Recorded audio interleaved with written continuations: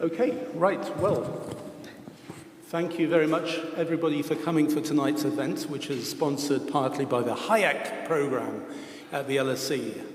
We are delighted to see you all here, and we're also delighted to have Professor Mike Hulme, who is a well-known geographer who has been writing on climate-related issues for many years.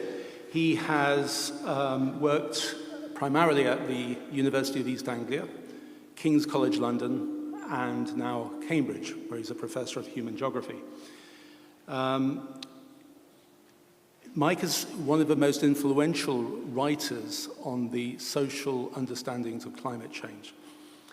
His work has contributed largely to IPCC reports, but he has also various additional works on climate which are worthy of great attention. He has a great book, a great website full of papers and information, and one interesting thing on that is his review of books written in particular years in the past. And the ambition is to do 1 year book, to do a review of a book published in each year for 50 years. And Mike is now up to 1998.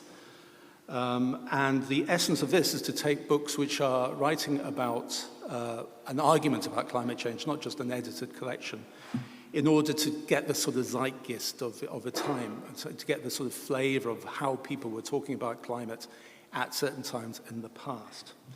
Now, Mike's new book, this one, Climate Change Isn't Everything, is also available for sale outside after the talk. And the suggestion is that if you want to buy it, you go outside, buy it, come back in here, and Mike will write in it for you if you wish. So this is going to be an exciting event. I should also mention that we have some online people listening. Welcome to those. And if you want to tweet about tonight's event, if that's not the right language, I don't know quite how one refers to it, then you have to use hashtag LSE Events. So the plan will be, I will pass over to Mike, Mike will talk, and then Professor Liz Robinson will then have a response, and then we'll go to questions from the audience and from online. And by the way, I should say who I am. My name is Tim Forsyth. I'm the head of department of the Department of International Development. I've been writing on climate change, in particular about the representation of risk within environmental assessments and how that is relevant for international development or not. So, with no further ado, over to Mike. Thank you very much.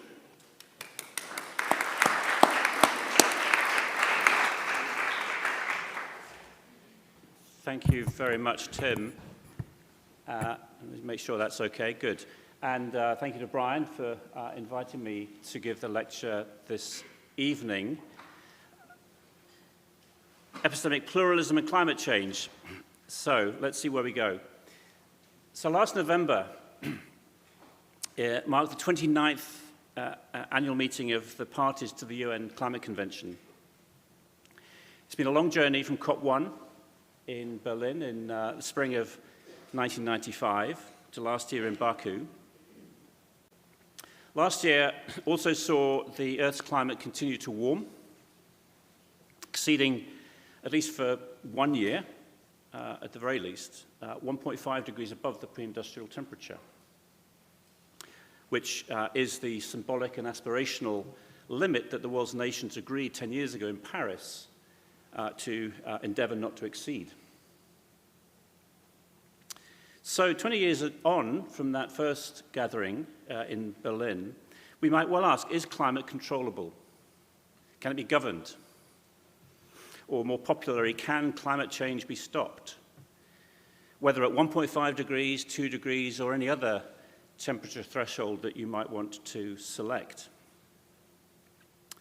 And this, for me, that question, can climate be governed, is the one that I think has come to dominate, or for me, it's the most important question in relation to the relationship between knowledge, politics, and public discourse around climate change.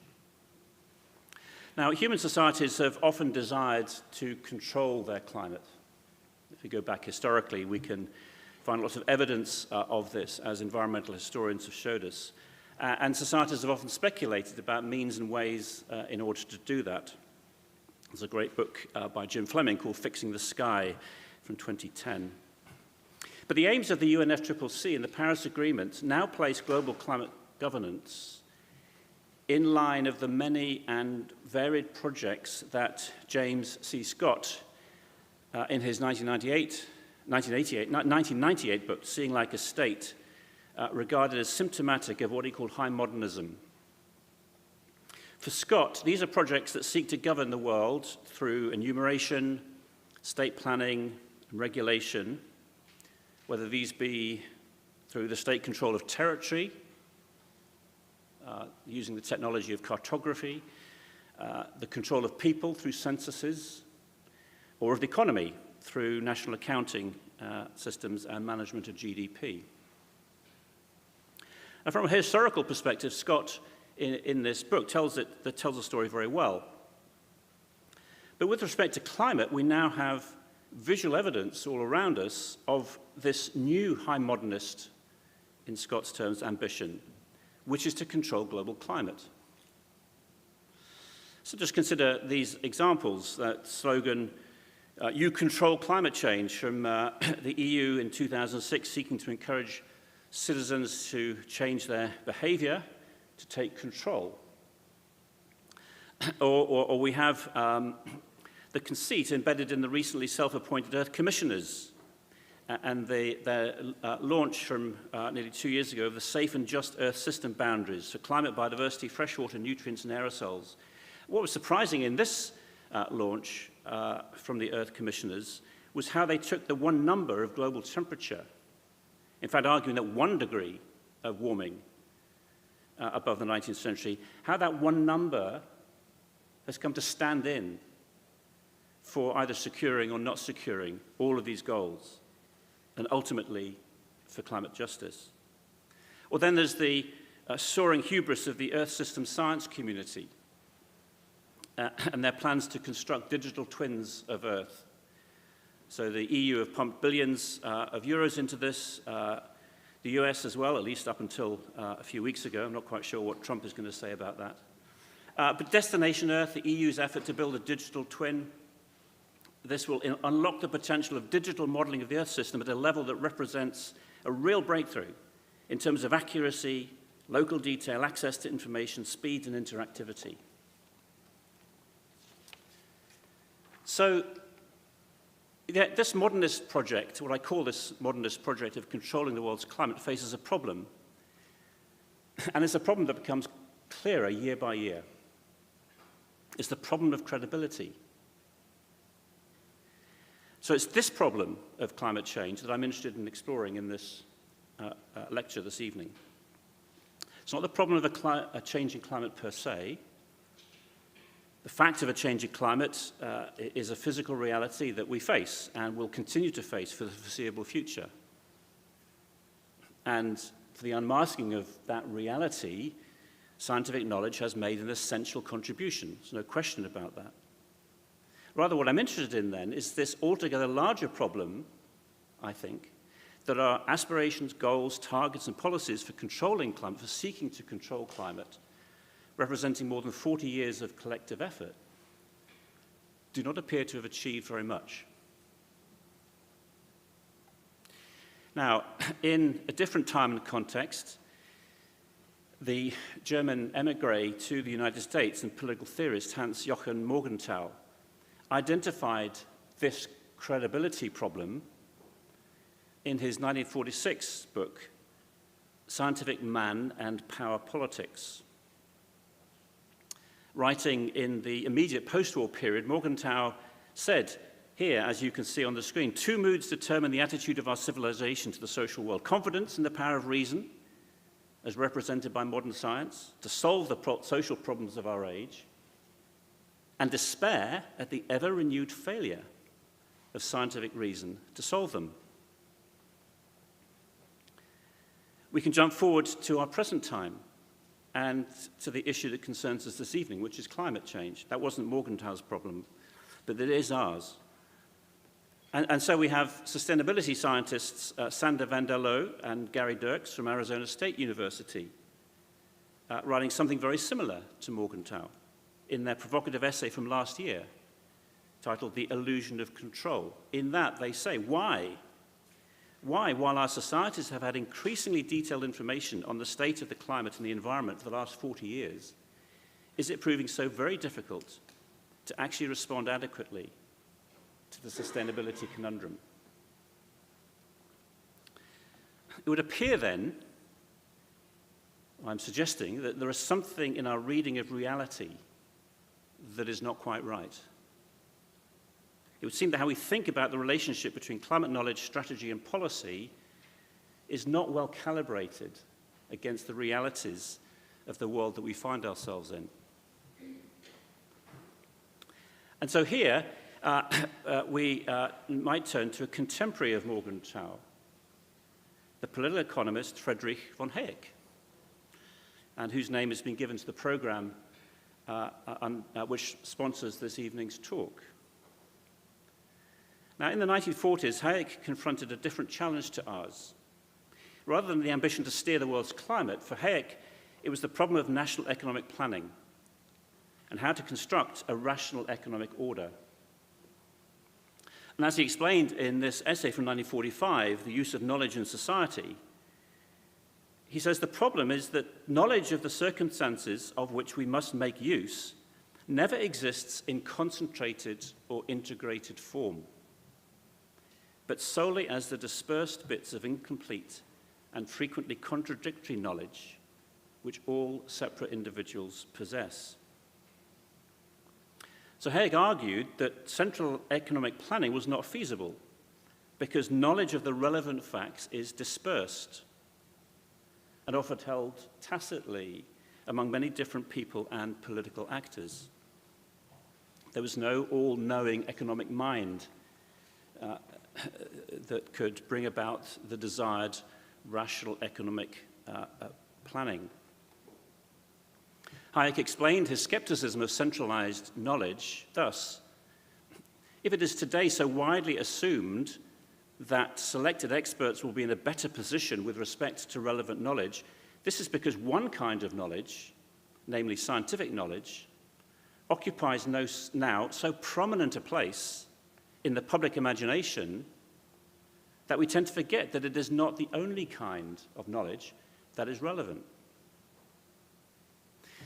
And even with respect to specifically scientific knowledge, which Hayek certainly did not despise, and I'm not despising it either, but even with respect to scientific knowledge, he said it may be admitted that a body of suitably chosen experts may be in the best position to command all the best knowledge available, though this, of course, is merely shifting the difficulty to the problem of selecting which experts. And just as an aside here, that seems to me, that observation, in a nutshell, perfectly captures the problem of expertise that those of us in science technology studies have spent the last 30 years grappling with. Yes, we want experts, but which and who? And who controls the experts? Hayek's view is that the national economy, and this, of course, was his concern, not climate.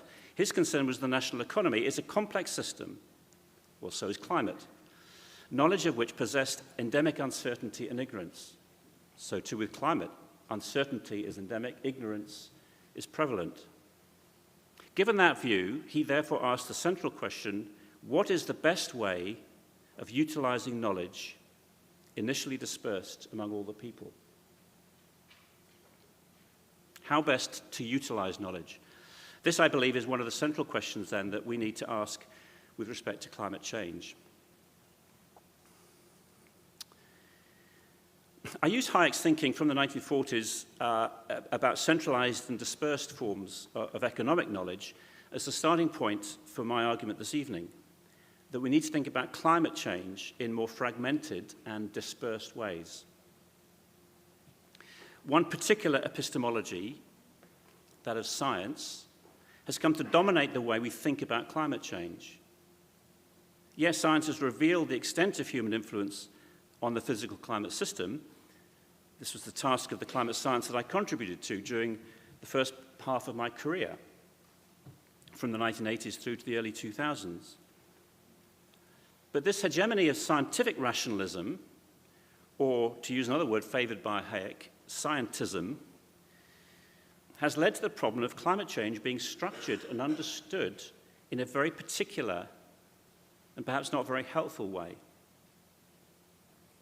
Using Sheila Jasanoff's idea of co-production, how we know the world and how we act in the world are mutually constitutive. This is what Jasanoff means by co-production. In other words, apprehending climate change, how we apprehend climate change through the science of a global Earth system, inevitably frames the strategy and shapes the policies that have been proposed to restrain climate change.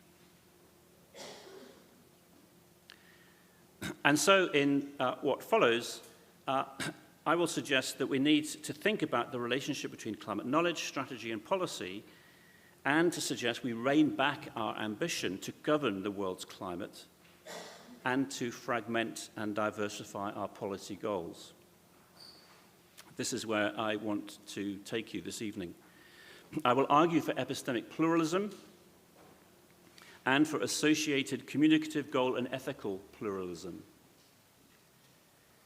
This leaves room, I suggest, for Hayek's forms of dispersed knowledge to be recognized and mobilized, and it loosens the epistemic straitjacket we've created for ourselves by relying on an exclusively scientific paradigm when we frame, communicate, and execute climate policy interventions. I believe epistemic pluralism will help us move away from exhortatory or incantatory climate governance. Those phrases are from Stefan Eickert's formulation, the political scientist. It moves us away from incantatory climate governance, which rests on the illusion of rational and centralized control of the Earth's climate system. Interestingly, given its hegemonic status in the knowledge politics of climate change, the IPCC, in the Governmental Panel on Climate Change, has recently begun to take a move in this direction.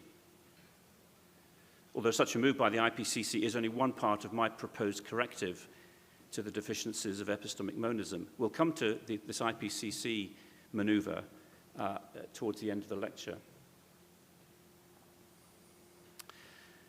So I want to start by suggesting then that the origins of our misadventure with climate governance can be traced back to the legacy of the creation of the IPCC by the United Nations in 1988. In the years that followed, the IPCC has grown in weight, literally, given the sheer size of its reports, its salience and its power, both epistemic power and political power. The 6 successive reports of the IPCC, the 7th is now just underway, constitute the largest exercise of knowledge, structuring, integration, and centralization that the world of science has ever embarked on. I don't think Hayek would be impressed if I read him correctly. And if we go right the way back to the first IPCC report in 1990, we can see the forcing function of the IPCC's scientific consensus very evident. This is a quote from Sir John Horton, who chaired the first Working Group 1 of AR1 in 1990. And this was in the preface to that report, and Horton said, although there's a minority of opinions that we have not been able to accommodate, the peer review has helped ensure a high degree of consensus amongst authors and reviewers regarding the results presented. This assessment is an authoritative statement of the views of the international scientific community at the time. This is framed precisely in terms of scientific authority. And over successive assessment cycles, the encoding of this scientific knowledge that the IPCC have produced in integrated assessment models, or IAMs for short, the encoding of this knowledge in IAMs has become ever more formalized. And these are analytical tools for guiding policy And the reach and the power of these models has grown with each successive IPCC report, with critics increasingly pointing out their overblown influence, not just on the IPCC, but on to the way in which governments formulate policy. Their overblown influence, they also criticize the very small number of institutions that control these IAMs, and their lack of transparency with regards to the assumptions that go into them. IAMs, integrated assessment models, are the very opposite of what I take to be Hayek's idea of dispersed and decentralized knowledge. They are concentrated and centralized. So with the IPCC and its science-based assessments taking center stage in climate knowledge making, we have subsequently witnessed the discourse, rhetoric, and the structuring of climate change politics and policy take very particular forms, forms that are shaped by this elevation of science to the top of the hierarchy. Let me give it just a few examples of this structuring over the last 30 or so years. I use here Dan Sarowitz's work, again from Arizona State University, and his formulation of the plan. This was in a 2011 article. He characterizes the plan that formed the foundation back in the 1990s of how science and policy should relate to each other around climate change. The two components of this plan was the first, that knowledge, scientific knowledge, through the IPCC, would lead to action by compelling a convergence of people's worldviews around the need to take action. The stronger the consensus from the scientists, the stronger the public response would be. The second part of this plan was that this action, this convergence of understanding, would translate into the consequence convergence around what needed to be done, namely reducing fossil fuel emissions through targets and top-down targets and timetables. So the plan it emerges then, I argue, from this particular structuring of the problem. We also see this maneuver at various stages over the last few decades. I take these examples from the outcome of the Planet Under Pressure conference in London that was held in 2012, that was the launch pad for what is now called Future Earth. And here, and this is, as it were, a sort of a consequence of Sarowitz's thinking, that the importance is for scientists to speak with one voice. And as the outcome of that conference here, to build a sustainable world will require consensus required for the effective action at national and global scales. There is no other viable way forward, says Mark Stafford Smith, who was the secretary for that conference. And as a consequence of that, a couple of years later, we had the Earth League vision. And here again, we have this top-down operationalization of the plan. Scientists speaking with one voice saying what governments must do. What must governments do? The carbon budget must, we need to, every country must, we must, we must, we need, we must, we must. Here is this form of concentrated, centralized knowledge constructed on the premise that action will follow, that control of the global climate is prerequisite on that assumption. Or take another example here, the call for a unified narrative. This was from, I think, three authors, I think Mark Bushell, who was at King's College London at the time, 2015. The call for a unified narrative, again, a consequence of this line of thinking. If you're going to have a plan and you're going to speak with one voice, then actually what the world needs is to unite, and this was the way they articulated this, the world needs to unite around a strategic narrative. A single strategic narrative. They actually took this line of thinking from strategic studies, military studies. They were in the Department of War Studies, or at least Bushell was at King's College London. And with a single unified narrative that the world will organize around, All the relevant stakeholders must be engaged in crafting the story, an exciting, interesting, and document that tells the narrative. A single, unifying narrative. This also leads to this type of thinking, what I have called gap filling, drawn from a piece I wrote a few years ago. And this particular predominance of scientific thinking around climate change leads to a linear view of gap filling, that to complete that knowledge, it's the gaps in our scientific understanding of Earth system dynamics that needs to be completed. That will eradicate, will squeeze out uncertainty, it will disperse ignorance, it will lead to the type of thinking that is producing now these digital twins of the Earth. This idea that knowledge behaves in this sort of linear progression.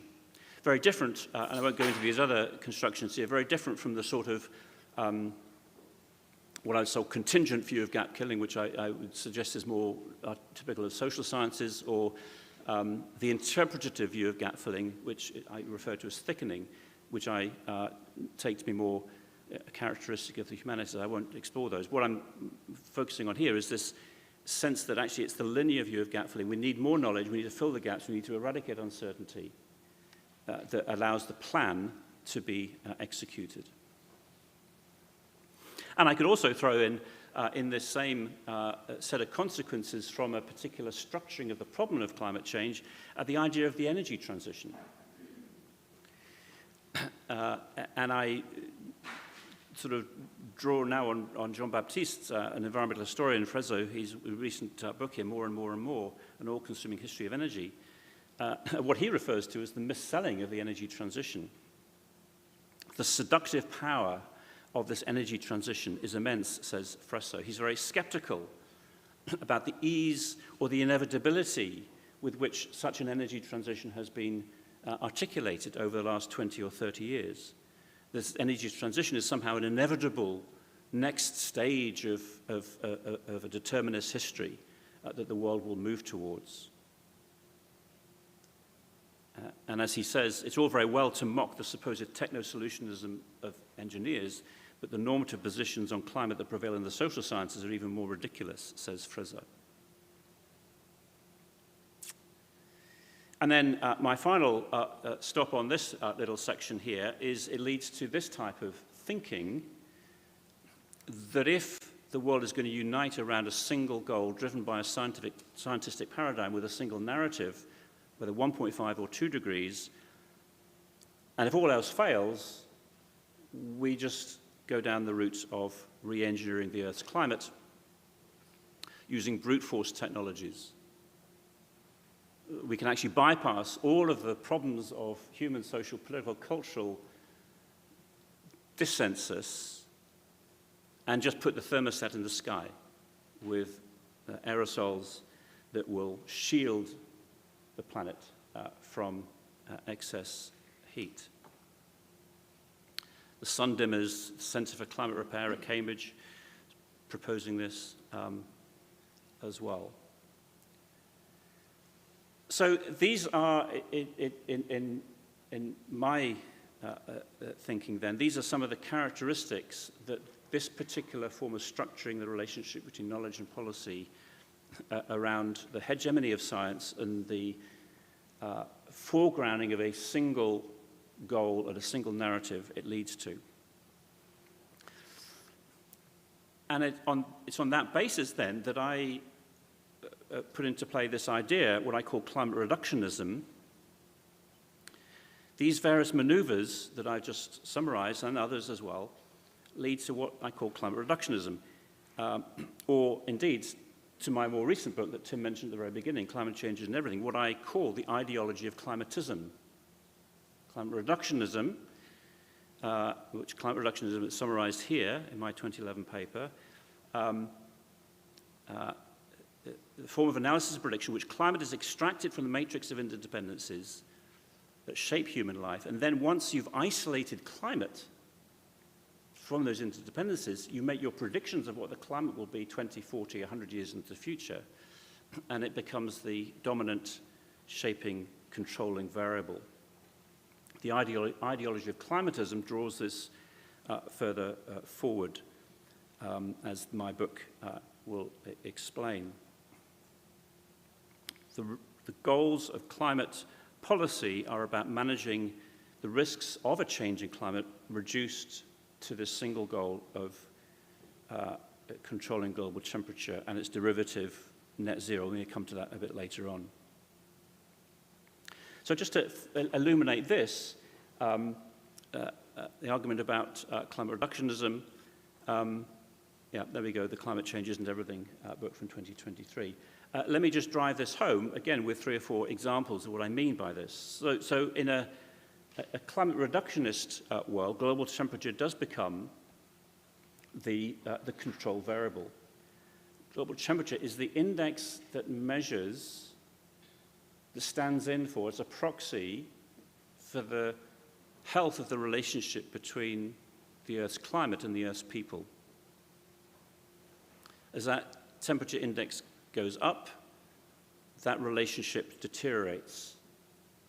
As the index comes down, that relationship improves. That's the logic behind focusing solely on global temperature as this index. And we've seen the way in which this has evolved in successive COPs.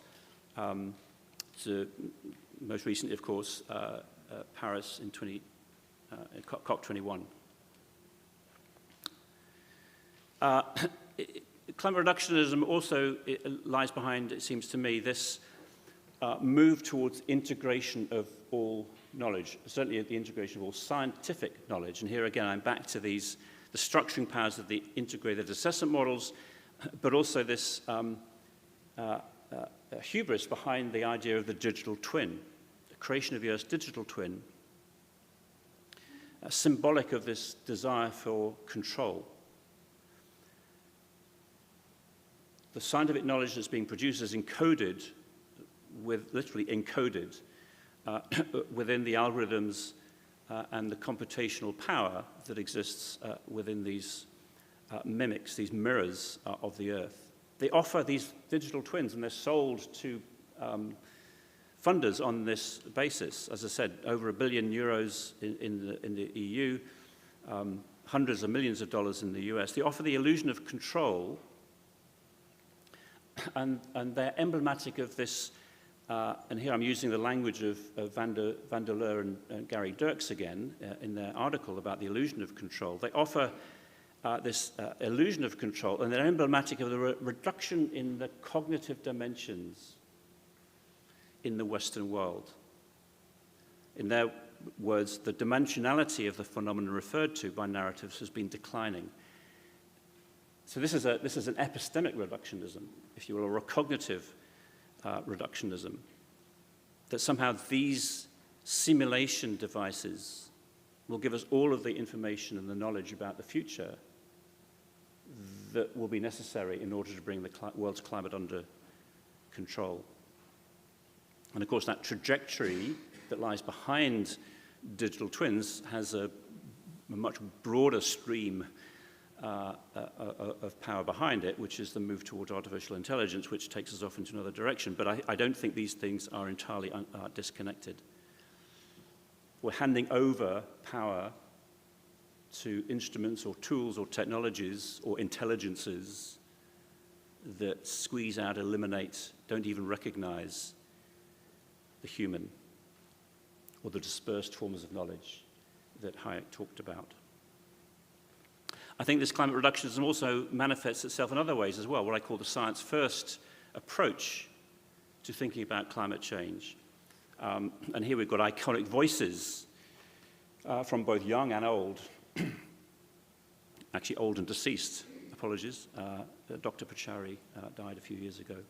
But nevertheless, the way in which science is foregrounded here as being the starting point,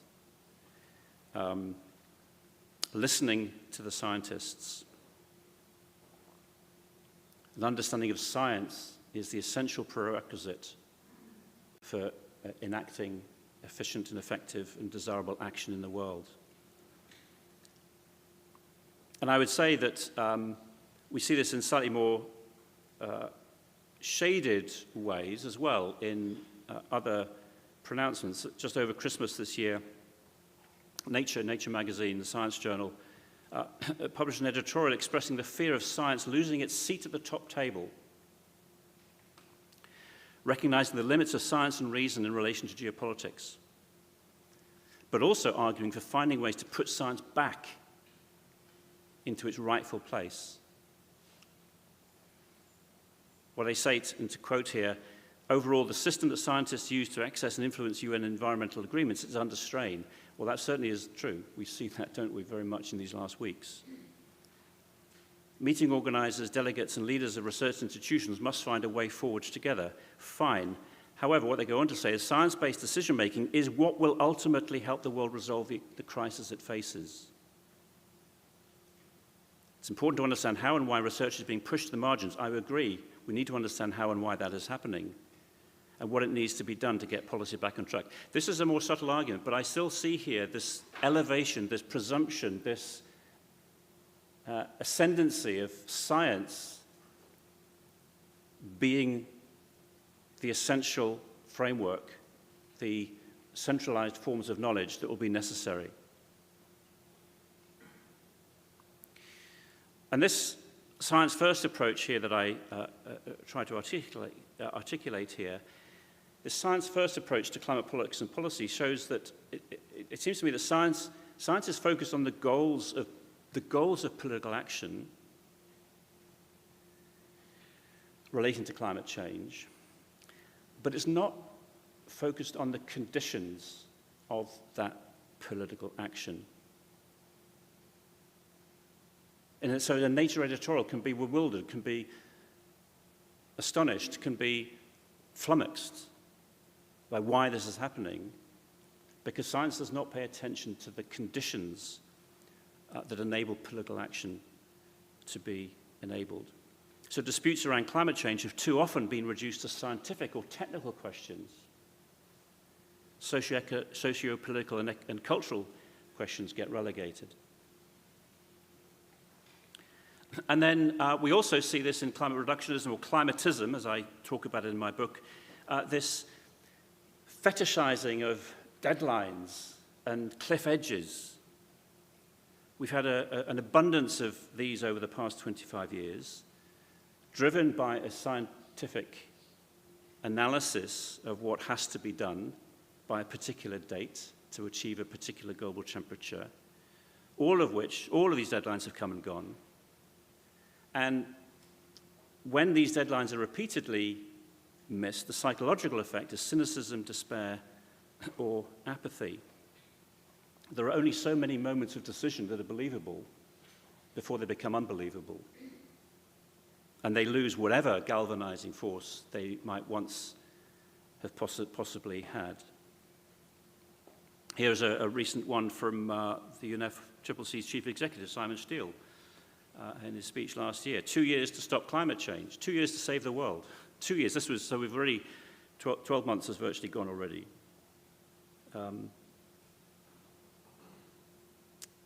And in other work that I've done with colleagues here, this is an image of ticking clocks as well. Of course, the visual metaphor of the ticking clock, we see it all over the place, whatever the countdown is, 2 years, 10 years, 12 years, whatever.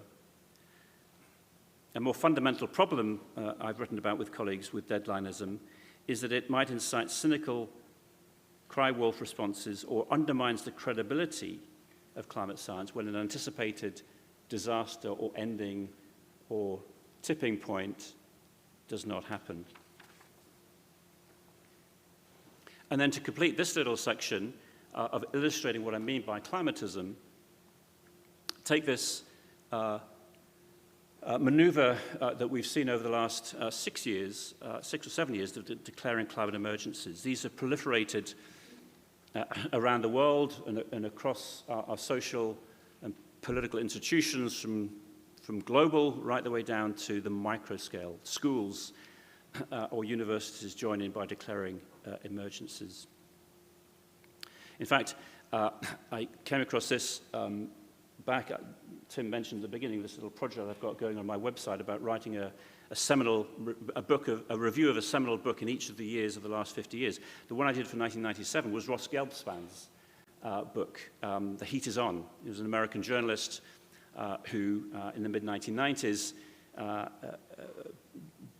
brought the focus, in particular, actually, it was quite a pioneering piece of environmental journalism by calling out the Global Climate Coalition and some of the fossil fuel industries and the tactics that were being used by the fossil fuel industries. That's by the way, but what was interesting is that there was one chapter in his book in 1997 that he called The Coming Permanent State of Emergency. And the requirement, as he saw it, on the back of that for some sort of dictatorship. Well, we've got a permanent state of emergency if we believe all of these declarations. Are we also going to be seeing some sort of dictatorship in order to manage that emergency and to bring it to a conclusion? And I think the dangers here, and I've written about this elsewhere as well, the dangers of declaring climate emergencies. We can actually return here to Hayek and his serfdom thesis. I think this is almost exactly what he was alluding to in his famous serfdom thesis. As he said, emergencies, he says, have always been the pretext on which the safeguards of individual liberty have been eroded. And here, a nice backup of this from Aldous Huxley later in his life, reflecting back on his earlier novel, Brave New World. Liberty, as we all know, cannot flourish in a country that is permanently on a war footing or even near a war footing. Permanent crisis justifies permanent control of everybody and everything by the agencies of a central government. Be careful what you wish for, would be what I would say when declaring emergencies. So, these are examples of what I regard as this particular structuring of the problem where one elevates scientific knowledge in centralized and unified forms. It leads to climate reductionism, it leads to climatism. What to do as I come towards a conclusion? How can epistemic pluralism, multiple forms of knowledge, inquiry, and judgment, help liberal democracies better address the intertwined challenges of climate change, social justice, and political freedom? Why is my advocacy of dispersed knowledge, or Hayek's advocacy of dispersed knowledge, applied to economic planning? Why actually might it apply here as well? I point then to three elements, perhaps, of what might be needed. Given the sunk costs in the existing framing and problem structuring of climate change, both epistemically and politically, I cannot say I'm optimistic that such changes will occur. But given the frustrations of the knowledge gap that I reported earlier, but from Morgenthau in 1946 and van der Leer and Dirks in 2024, and the credibility problem, as I see it, perhaps at least we might begin to try. Firstly, to loosen the hold of science within IPCC assessments or other institutional ways of embracing. I'll say a word about that. Loosen the illusion of control over the Earth's climate and to actively promote problem fragmentation and diversification of policy goals. With the IPCC, and I mentioned this earlier on, and what's quite interesting is that at its 62nd plenary meeting just 2 weeks ago in China, the IPCC agreed to an IPCC workshop in the autumn, new and extended methods of assessment in AR7. And what was particularly interesting here is the embrace of the IPCC in what they refer to here as indigenous knowledge systems, local knowledge, and practitioner knowledge. This has been a long time in coming. I and others have been arguing this for 15 years. But it's interesting that the IPCC is explicitly wanting to move away from its science-first paradigm of knowledge. And I think this is, again, is consistent with this idea of fragmentation, dispersed forms of knowledge, recognizing that many of the knowledge holders in society are not formally accredited experts, but maybe have tacit forms of knowledge, other forms of knowledge that might be relevant. And this, therefore, means to extend to expand this knowledge base to the arts, religious knowledge, stories, metaphors, a much wider range of narratives. One of the books here I mentioned here by Sarah Dillon and Claire Craig, Story Listening, Narrative Evidence and Public Reasoning is a very good example of what this might mean. Actually elevating stories to forms of public evidence.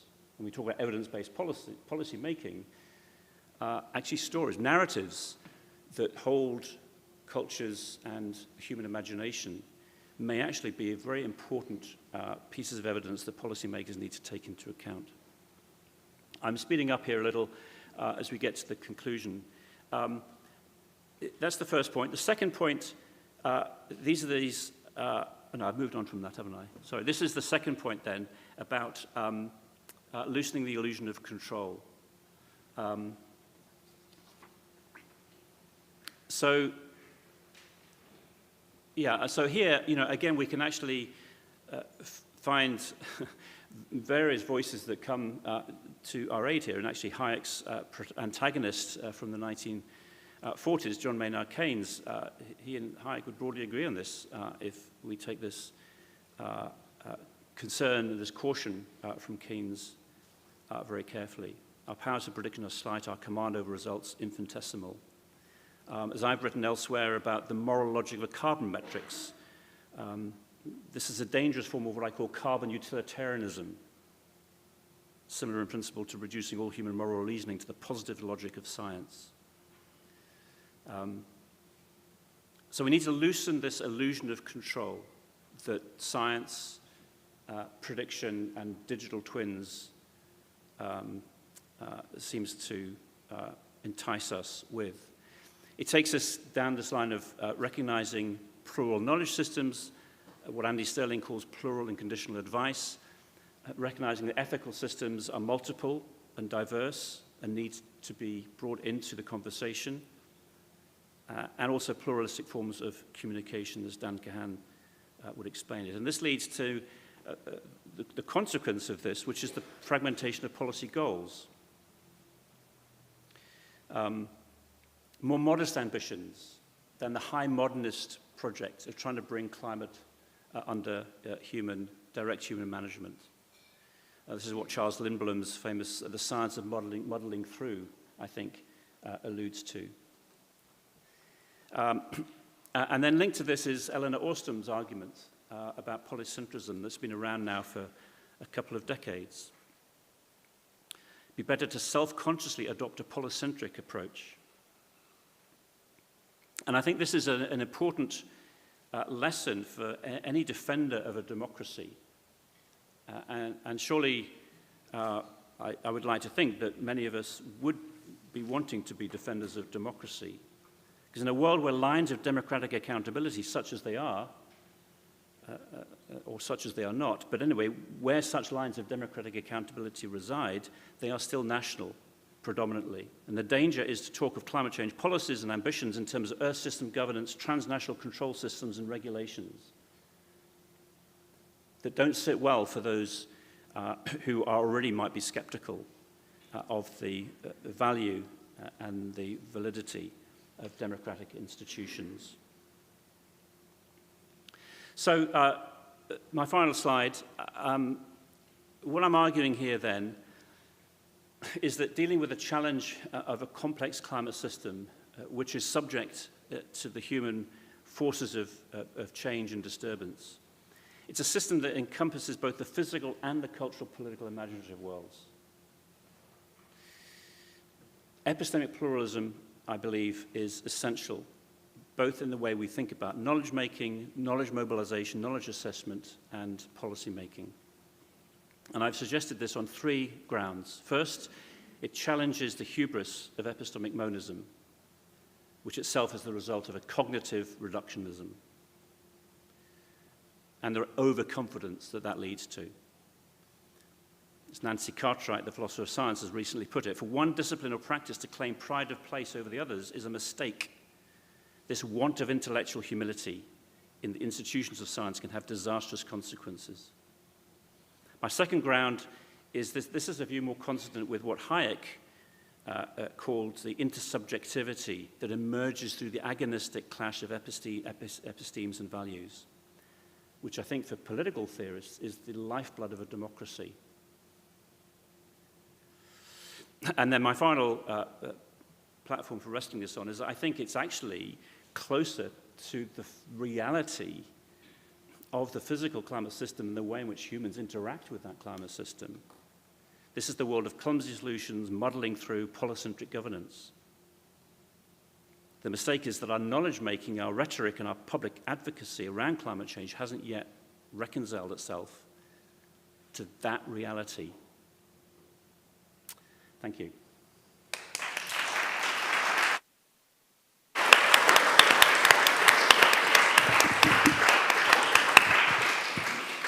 Thank you very much, Mike. Now I'm going to pass over to Liz Robinson.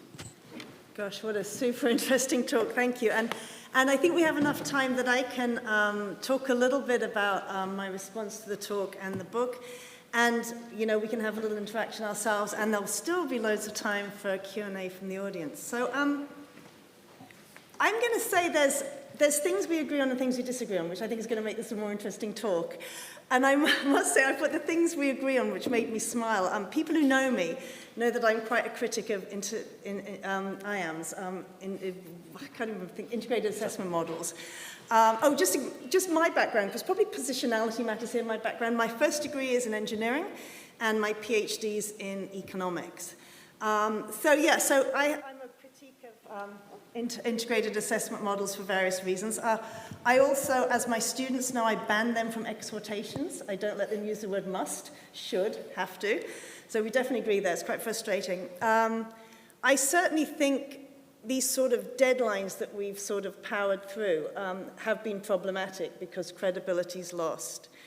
And global dictatorship might help us solve the climate problem, but I don't think we really want it. So I smiled on all those thinking, yeah. And I found your talk incredibly interesting. I must say, when I first saw the title, I had to look up what epistemic pluralism meant. And I was a little bit nervous about reading the book. But I understand what that means. You see, I've done my homework. But I understand what that means. So let's go where I think there's points of difference, which I think will make the conversation more interesting, because I am really interested to see how this sort of pans out. But okay, so I'll backtrack a little bit. I kind of feel that sort of we woke up in parts of January 2025 feeling that we're sort of in an Orwellian 1984 world. And you relate to a lot of literature, so I thought that's great, because I was thinking about literature when I read your book. But actually, when I read your book, I started thinking more Murakami. And I started thinking 1Q84. Who's read 1Q84? One person's done. Okay, so 1Q84, the point of the Murakami book is that there's sort of these two parallel worlds. And while I was reading this, I did think, are Mike and I living in two very similar but slightly different worlds? And I thought to myself, do I know any climatists? You know, do I see climatism by your definition? And so I looked at, and I cherry-picked in your book, but I could argue you cherry-pick examples too. So I thought, you know, do I know anyone that believes that preventing climate from getting worse will prevent everything from getting worse? And I thought, I don't think I know anyone who thinks that. So I don't think, does climatism really exist? And I see why you're creating this sort of idea, because I think quite a lot of what you say, a little bit of me agrees with, but I want to press back. And then I asked myself, are there any climate scientists who see the future as predictable? And I thought, actually, probably what climate scientists are really worried about is, yes, we have lines projected into the future with our 2-degree worlds, our 1.5-degree worlds, but actually it's the error bars that get bigger and bigger that make us really worried. You know, it's the fat tails, I think, that we're very worried about. And I was just wondering if sort of Mike and I were both invited to go on one of Elon Musk's rocket ships. At what point would we say, yeah, the risk's worth it? You know, so if there's a 2% chance of it blowing up, would we get on the rocket ship? And I wondered if part of what our difference in thinking is I would just be really risk averse and I would not get on that rocket ship. And that maybe you'd get on the rocket ship when the odds were sort of in your favor, but not as in my favor as I'd need them to be. Because I think, you know, when we use 2 degrees and 1.5 as a shorthand, what we're really saying is this is a sort of precautionary principle. But also, another thing that you raised in your talk and that comes up in the book is, I don't think I've met a climate scientist who thinks only temperature matters. And so I don't think we're climate people are naive. So when we talk about 1.5 degrees or 2 degrees, most of us are I know you gave some examples of people writing about it, but most of us are horrified by solar geoengineering. Most of us know that carbon dioxide in the atmosphere is destroying nutritional value of crops. Most of us know that carbon dioxide dissolving in the ocean is causing problems for corals, it's causing problems for, you know, mollusks where their shells are disintegrating. So 1.5 and 2 are shorthands, they are proxies, but I don't think we're naive. Now, there may be a question of, when we talk to the general population, is that being interpreted the only thing that is matters temperature? Because I think when we sort of think about solar geoengineering, most of us who are talking about it and having meetings about it are talking about it because we're so horrified that people might do it, because they say that that's the only thing left. So I'm not sure that in my 1Q84 world, which is a lot nicer than the Orwellian world we seem to be living in the real world with everything that's going on politically, I'm not sure my world is quite the same as Mike's. I don't think that matters too much. The thing that really interested me in your talk that I hadn't picked up in your book was the word control. So I thought that was really interesting. And you sort of said, is climate controllable? There's a desire for control, there's an illusion of control. But I had never thought about the idea that we were trying to control the climate. You know, my very sort of, I'm an economist, very simple souls. My very simplistic take on this is that we've been influencing the climate by burning a lot of fossil fuels very rapidly, by cutting down trees, and by growing cows. And that we want to just sort of reverse that. You know, we want to stop influencing the climate. Because, you know, when did we last see 422 parts per million carbon dioxide, which is really what we're also worried about 3 to 5 million years ago. Are we a bit worried? Yes, we are. And then I just thought to myself, again, very simple economist, what do we really want to do? And much as I criticize integrated assessment models, and much as I don't believe a global carbon tax is really the solution, actually, by having these models and by talking about things like a social cost of carbon, we are asking at the margin, what are the trade-offs? And when we talk about adaptation versus mitigation, we are asking, is it better to put all our money into mitigation, all our money into adaptation, or a bit of both? And one of the sort of positive things about mitigation is that if we look at the world we live in at the moment, my Damascene moment was when I took my daughters on sabbatical to China in 2015. China had the first red alert for air pollution. The air pollution was so thick, you couldn't see anything. I thought if an alien was looking down on our Earth and look at the way we live, they would like, you know, you've had this chance to grow rich by burning fossil fuels, by cutting down trees. You're well fed because you get this good dense protein from meat. But, you know, look at your rivers, they're polluted. Look at your air, it's polluted. Who would choose to do that? And it just so turns out that if we tackle air pollution, if we eat healthily, and if we exercise a bit more and don't sit on our backsides for our jobs, actually that's the same thing we'd want to do as tackling climate change. So that was sort of my Damascene moment. But I thought to myself, and maybe then I'm agreeing with you, I don't know, there is a bigger question that the way we live our lives just doesn't make sense. And so there's a lot of benefits. A lot of people say this, you know, that even if climate change wasn't an issue, we would probably want to stop burning fossil fuels. We'd probably want to change our diets. We wouldn't want to cut so many trees down so we could feed soybeans to cows. We would actually care about animal welfare. And we would ensure that people could walk outside in nice air and cycle safely and walk safely and wouldn't have to depend on cars. So I'm not sure where that's going per se, but I just don't think we've ever talked. I'll go back to the point I was trying to make. I don't ever think people, when we talk about tackling climate change, are trying to control the climate. We're just saying that we've been in this sweet spot for a long time as a planet, in this sort of 350 parts per million of CO2. And it turns out that's a really nice sweet spot to be in. if we actually look at what temperatures would have been without us burning fossil fuels, the world would have been cooling a little bit. So a little bit of warming is actually quite nice. And I mean, you bring up in your book that the cold kills people, but really only in cold countries. And most people who really need to be protected are in hot countries. So when we see climate warming, we're not really seeing people protected from the cold in these countries. We're seeing people in hot countries where it's even hotter, harder to grow plants and things, crops and things. So I was just trying to think, where do I sit? And I'm wondering, am I a monomaniac climate gladiator, reviewing this book with suspicion? I mean, I don't think I'm a monomaniac climate gladiator. Do I view the book with suspicion? No, but I'm not sure the world you write about is necessarily there. I do think there's a conversation to be had about how we address climate change and how we sell climate change, but probably because I do think there's a sense of urgency. And so I thought, what does the book and your talk and me boil down to? And maybe it just is, how fast do we need to move? Maybe that's actually the conversation that people like Mike and people like me kind of want to have. Certainly my own work, which you probably don't like because we have projections and things. But some of my work where we look at how climate change is impacting food security.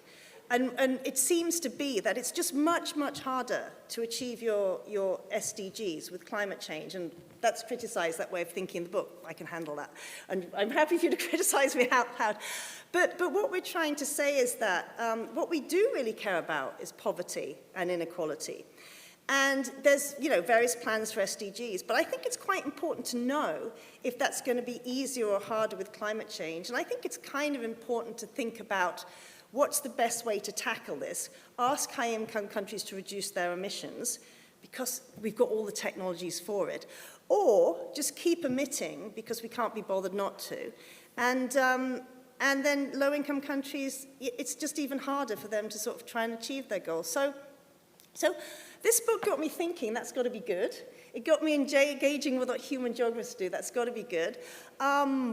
We probably disagree with a lot of things, but hopefully what I've said will enable an interesting conversation. So, Yeah, thank you. and as someone who's written a book about why we disagree about climate change 15 years ago, I expect everyone in this room to disagree with me. I mean, because actually it's out of this disagreement, this conversation, which is actually part of what I'm arguing for epistemic pluralism, that actually we come at this whole question of climate change from very, very different places. I mean, literally places, looking around the room, I guess, and from different disciplinary traditions. And to follow my idea of pluralist ethics, I suspect our ethical systems are not all converging into one single ethical system as well. So actually, these are exactly the conversations that have to be had, and that I feel have been feeling this now for nearly 15 or 20 years, have slowly been marginalized in this sort of dominant frame. Now, okay, just a couple of quick things. I know, Tim, you've got lots of questions, I'm sure, from people. I mean, who is a climatist? George Monbiot is a climatist. Simon Steele is a climatist, in my terms. Because they say explicitly, if you don't stop climate change, nothing else matters. You can't achieve your SDGs unless you stop climate change. To me, that is climatist thinking. I do think you're right that a lot of this comes down to risk, perceptions of risk, and how we evaluate risk. And again, people in this room will have very different risk, heuristic frameworks for thinking about risk. And I suppose what I'm wanting to argue for is that unmitigated climate change clearly is a serious risk. But there are other serious risks out there in the world, and we have to try to do some contextualization. So it's not just about putting climate change top, which is what George Monbiot would do, or Simon Steele would do. It's actually trying to understand how we've got different risks. And economists can help us with that. Hence you get, the Lord Sterns of the world, 15 years ago arguing with the Lomborgs of the world, because here are different economic calculus, which in effect have different risk profiles and different ethical assumptions. So I agree with you very much that risk is at the center of this. Maybe the other point here is I feel you're a little bit too dare I say, complacent about solar geoengineering. I mean, this is a rapidly rising policy proposal. And to me, it gains huge amounts of fuel from this particular scientific and reductionist way of thinking about what the problem of climate change is. Because if the control variable is temperature, then solar geoengineers can do it for us. There's hundreds of millions, maybe even over $1 billion now of research that's being commissioned on this on both sides of the Atlantic, including here in the UK with a new program under ARIA. Who's heard of ARIA? £60 million going to one program to explore solar geoengineering technology, including limited field trials, under this DARPA-type framework with very little public accountability at all. I discovered that it's not subject to freedom of information requests, DARPA, Really? ARIA. So we can't actually find out what's going on if we want to find out. So there's a momentum behind solar geoengineering. So I think I am more concerned about solar geoengineering than maybe you I'm are. horrified by it, but I think Grantham has conversations about, we're really worried about the impact. So we are There's a growing groundswell. And maybe just the final thing,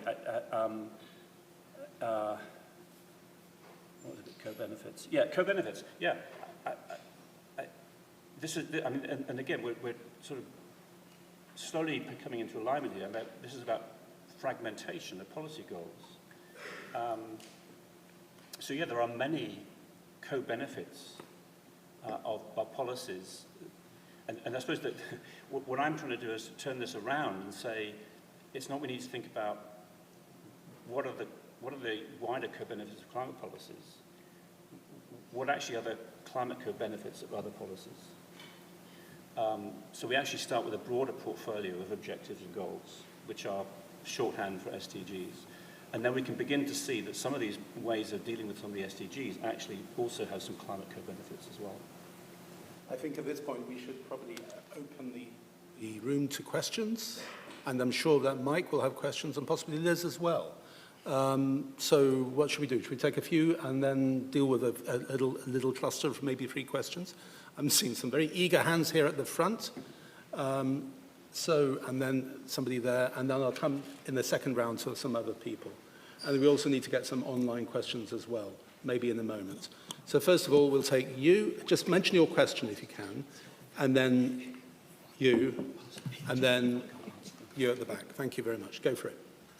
Thank you very much for your talk. Both your talks, it's extremely interesting. A quick one, from both your perspectives, how has, looking back on COVID, that's an obvious case, I think quite analogous, missteps in initial groupthink in terms of what policies might work, and then the policy, policy solutions in different governments, how those failed or not, and then actually, in this case, the sort of techno solution did win out. So just, it seems to me that seems a case of politics intersecting with the scientific community. So just interested in your thoughts. Did we hear that? Because there's a bit of an echo. Anybody, are we okay with that? Oh, we're okay with that. Okay, go for it. Okay, hi, thank you. I wanted to push you a bit more, Mike, on what epistemic pluralism looks like. So I completely agree with your analysis about the, the kind of dominant narrative and globalization sort of barreling inevitably towards solar geoengineering. That seems, that's sort of one side of the coin. But maybe the other side of the coin is what we see at the moment on the other side of the Atlantic, and a very anti-science agenda, which is in danger of throwing away many of the insights that can be gained from science and scientific knowledge. So how do we find the middle ground? How do we promote epistemic pluralism in a way that can make sense to both sides of that coin and find a positive way forward? Thank you. And the final question, and then, yep. Thank you for the talk.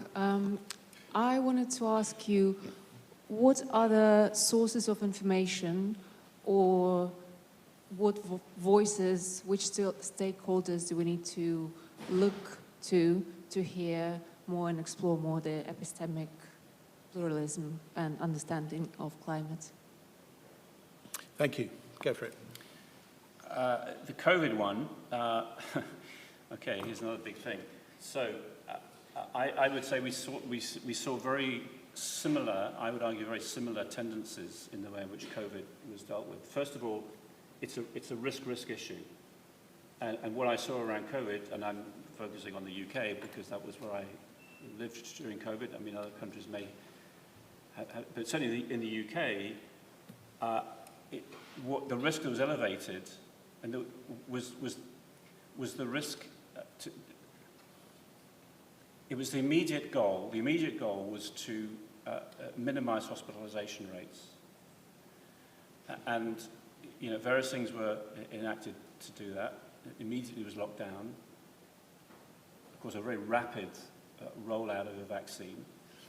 What never happened, as I could follow the discussion, was actually what are the consequences? What are the wider set of consequences of locking down a society for 2 months, 4 months, 6 months? What is the effect on a generational effect on young children of being desocialized? We could look at the same thing with elders in care homes. I'm not saying here what the right policy is. What I'm saying is that I didn't see what I don't see happening in climate change, which is this risk comparison.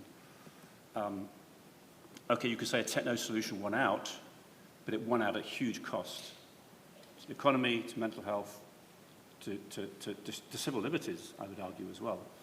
So I think COVID, at the very best, has got very mixed lessons for us about how we tackle climate change.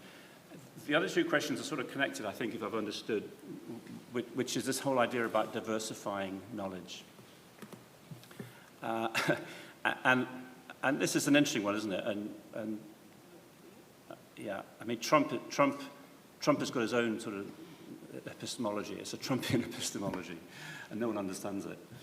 So how far do we go? It seems to me we have to go quite a long way if we're taking our publics along with us, who us are here. And you know, the interesting thing is we've seen this rise of, you know, diversity, DEI, EDI, whatever you want to call it, in terms of human resources and human skills. We also need to be thinking about the diversification of our epistemologies. Science is very good at doing things that science is very good at doing. You know, we would not fully know that actually the scale of the impact of carbon dioxide emissions is what it is without science. So science is very good at doing what science can do, but there are other knowledge systems that are very good at doing what they can do, which science can't. And the idea of storytelling is one. The power of stories, of narratives. The forms of religious knowledge and practice that more than 80% of the world's population adhere to, or at least will articulate that they adhere to. These are deep knowledge systems, if you will, that are curated in particular places, in particular cultures over long periods of time. We may not like all of those religious knowledge cultures, but they are powerful. And if you're going to understand the reality, this is what I come back to at the very end here, if we simply see the lens through a digital twin, if that is reality that is being simulated, and the rhetoric is wonderful. I mean, how else would you get €1 billion out of the European Commission? The rhetoric is powerful. Of course, these digital twins will improve decision-making. Of course they will. But they've got a very reductionist way of thinking about the human world that we live in. So at the very least, we have to give voice and recognition to other forms of human knowledge, experiential knowledge, place-based knowledge, indigenous knowledge, cosmological knowledge. I actually think the best example of this, maybe it betrays a little bit of my religious conceit, is actually Pope Francis. And if you read his encyclical, I mean, 2015, and there was a rehearsal a few years later, but actually the 2015 one is a really, I mean, it's a holistic account of the problem we face, in the sense that he pays due attention to scientific evidence. He's clearly got a very strong set of ethical and moral reasoning from social Catholic theology. You know, it sits within this cosmology of Catholicism. But it's very attentive to the situatedness of particular people in certain places, the power gradients that exist in the world. You know, that is a good example of what the IPCC hasn't done, and probably can't do that. But, and again, I'm very interested that there is a move within AR7, maybe Arthur can tell me more, but there is a move within AR7 to very deliberately just open the cracks around the edges. We've covered all the questions, yes. Okay, now I had one there, and I'm going to take you, and I'm going to take you as well. So 1, 2, 3. Yeah, thank you for this talk. I had a question in regards to power, because the way how knowledge is mentioned here seems a lot that there isn't really any interest connected to these forms of knowledge, and I would be interested to hear a bit more about the role of power and how you see it. I'm specifically thinking about Andreas Malm and Wim Carton's book Overshoot recently that has similar context and sees them very much intertwined with power of capitalism and structures of capitalism. So I would like to hear more about this. Thank you. Thank you for everything, for all the information given. I'm not kind of skeptical about the climate change, but I'm not even I'm not against, but not even for. I'm in between. However, my question is how to change the global approach that now is already initiated in all the global governments, and try to push this approach, for instance. Thank you. And we'll take the last question. And if possible, we'll have quick answers because we're running out of time. Sorry, hello. Thank you for your presentation. Just for context, I'm from the Philippines, and so that's going to be where my question will be coming from. I had just wanted to ask what you would think about the fact that perhaps it might not be science per se, but the hierarchization of knowledge, and about how, you know, like the prioritization of Western thought, of the hegemony of English, and how that converges with this discussions on science. And so I guess that's very similar as well to the question on power, particularly because in the Philippines, indigenous knowledge is science, and that is very well entrenched in our understanding of scientific thought. Thank you very much. We'll stick with those 3 questions. Quick answers if we can. Well, I haven't read Malm and Carton's recent book, so I can't specifically comment on that. And the power, I mean, in a sense, the power that I'm interested in interrogating is epistemic power, the power of different knowledge systems, and how that knowledge that comes out of those knowledge systems, how that power is appropriated by different interest groups. And I think, again, from my approach as a, you know, I suppose as an analyst, as an academic, I'm trying to take a symmetrical approach to this, is to understand how these different knowledges are appropriated by political actors that I might choose to identify with, but also those that I may not choose to identify with. And it seems to me that scientific knowledge, as it's been formulated around climate change, and the way in which commentators and advocates have mobilized that scientific knowledge have sometimes played into the hands of certain clusters of political actors that have offered a hostage to fortune, either an easy line of attack or at times claims that actually this scientific knowledge is being controlled by a small cabal. So I think, I mean, the short answer is that's the line of power that I'm interested in analysing. And I think, too, we have to look at this in the context of what forms of governance normatively we actually want to live under. And this is this whole question about democracy, authoritarianism, and who controls the controllers. The Philippines, yes. So, I mean, this isn't the place to get into discussions of what is science and what is non-science. I mean, the more inclusive term is knowledge, or at least in the English language, it's knowledge. I'm not sure how it would translate. But it's actually recognizing that, there are many different sciences. And we talk about social sciences, we may talk about indigenous sciences. And maybe this is the line that the IPCC will go down in the R7 in a way to sort of navigate its way through this. But I think it's about recognizing that knowledge exists in many forms. And that's what I'm wanting to foreground here. There was a third question. Oh, about the global approach. Do you want to take that one? and I suppose the bottom line is what I'm suggesting is that the global approach, I mean, this is something I didn't touch on, is going back into the late 80s, 1990s, how climate change got framed in a very particular way. Was it a particular moment in global history, in geopolitical history, in the 1990s? It was the rise of internationalism, the new world order, the end of history in Fukuyama's terms. We live in an entirely different world now, 30 years on, for all sorts of reasons, not least geopolitically.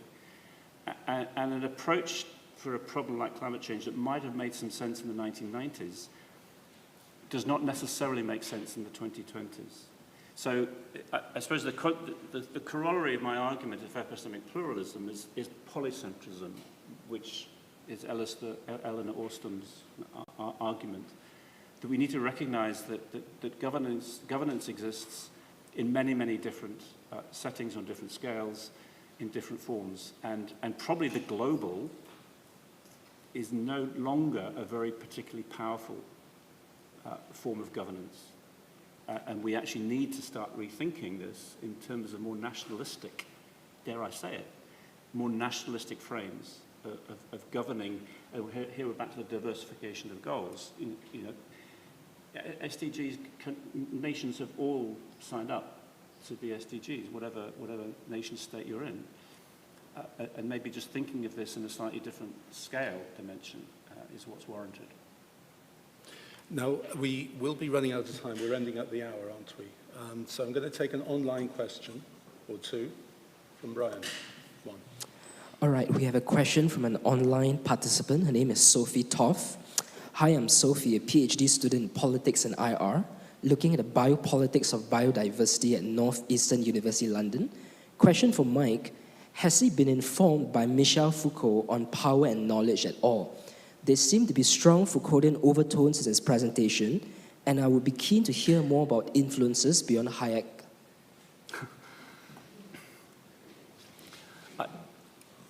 I mean, I can't say I'm a Foucauldian. I've read, any decent human geographer has to read something of Foucault. But I'm not a dyed-in-the-wool Foucauldian. But from what I understand, he offers a very helpful way of thinking about the relationship between knowledge and power. Hayek, I think of the other part of the question. I mean, Hayek, really, I mean, Mark's here. I mean, Mark got me thinking about this several years ago, and Brian's followed up. I would never have read Hayek, I don't think, otherwise.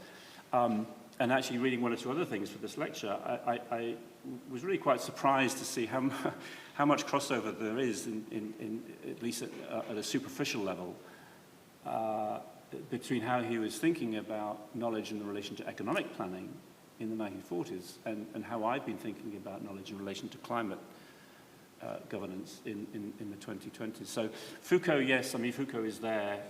He's in the air, isn't he? Intellectually, he's in the air. But Hayek was more of the learning that I did more recently. Now, we are running out of time, so maybe we can take two questions. I'm seeing this person here has been waiting very patiently, and this person as well. And I'll be kind to give you the third question to break my own rule. But let's make them quick, please. So first. Thank you for your presentation. I was a bit keen to hear more about the alternatives to the scientists that you spent probably the majority of the talk presenting. Could you just hold it a bit closer? Do you really feel like the alternatives you presented in terms of dispersed knowledge practices are equal to the enormity of the challenges like population displacements and mass extinctions, do you feel storytelling and all the other kind of very holistic practices are equal to the challenges that we face? And the other thing is, obviously, epistemic pluralism is quite a kind of laudable aim, but often the BBC has been criticized for the both-sidism issue of if someone reporting there being a rain outside, you could just look outside and make up your mind if there's a rain or not. And I think possibly climate science is a little bit less socially, like less of a social science compared to economics. Maybe it might not be most appropriate. Okay, we have to be very quick here. I promised 2 others. Thanks for the presentation, Mike. I'd like to paraphrase what you said, which was that science is being oriented towards goals of political action rather than their conditions. And I'd like to understand why perhaps multiple knowledges wouldn't be kind of privy to the same processes of being oriented towards political goals rather than their conditions. And finally. Hi, thank you for your presentation. In your talk, you mentioned about, or you cautioned about calling the climate change or climate crisis an emergency. I'm wondering if you have any suggestions on how we can still emphasize the urgency of the action that is needed to be taken without calling it as such. Thank you.